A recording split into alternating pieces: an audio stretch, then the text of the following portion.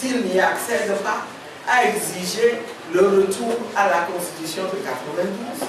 On va continuer à maintenir nos exigences, mais là où le chef d'État actuel court un risque, c'est qu'il ne partira plus par la grande porte. Il partira par la petite porte.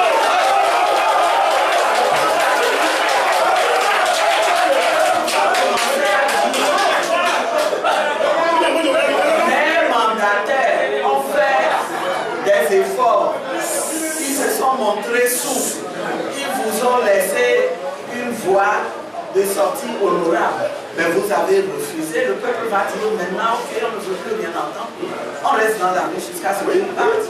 Est-ce que c'est ce qu'il veut? Est-ce que c'est ce qu'il veut? Nous savons que dans la communauté internationale, les acteurs ne veulent pas ça. Parce que nous allons passer par un stade de déstabilisation du tout. Mais s'il veut nous forcer à y aller, s'il force le peuple à y aller, c'est la faute à qui? Ce n'est la faute à personne. Et donc, nous espérons que, en ce qui concerne le facilitateur, en principe, lui n'a pas de préférence à avoir. Il n'a pas de position à avoir.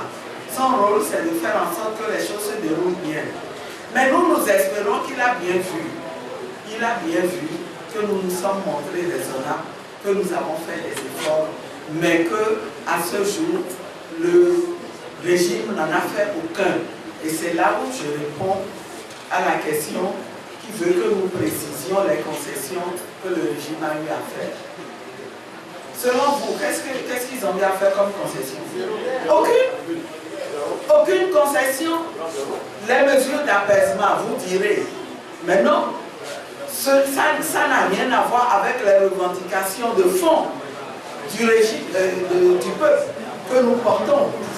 Ces mesures d'apaisement n'ont rien à voir. Au contraire, elles sont liées à des violations de droits de l'homme que le régime a commises depuis que nous avons commencé les manifestations. Et on lui demande de les réparer pour apaiser les cœurs. Venons-en au processus électoral. Est-ce que c'était normal que pendant que nous dialoguons sur des sujets au rang desquels la question des élections, de réforme du cadre électoral, est-ce que c'était normal qu'ils continuent à préparer des élections de manière unilatérale? Le facilitateur leur a dit, mais c'est une question de bon sens. Ça veut dire qu'ils n'ont pas fait preuve de bon sens. Donc ils n'ont fait que corriger quelque chose. Alors, à part ces deux points, dites-moi, entre nous, où se trouve leur concession? Au contraire, ils ont campé sur la position qu'ils ont commencé à exprimer depuis le début. Souvenez-vous, quand on nous a dit ici qu'il faut remettre les compteurs à zéro, et qu'il demande d'aller à l'élection en 2020. S'il peut aller en 2020, ça veut dire qu'il peut aller en 2025 et au-delà. Ça veut dire qu'il pense pouvoir s'octroyer un 4e, un 5e mandat. Est-ce que ça, ce n'est pas mettre les compteurs à zéro? Vous avez vu quelque chose qui est évolué dans cette position-là? Non. Donc, c'est pour ça que nous disons que désormais, la balle est dans le camp du régime. Et nous savons que le facilitateur, il est très raisonnable.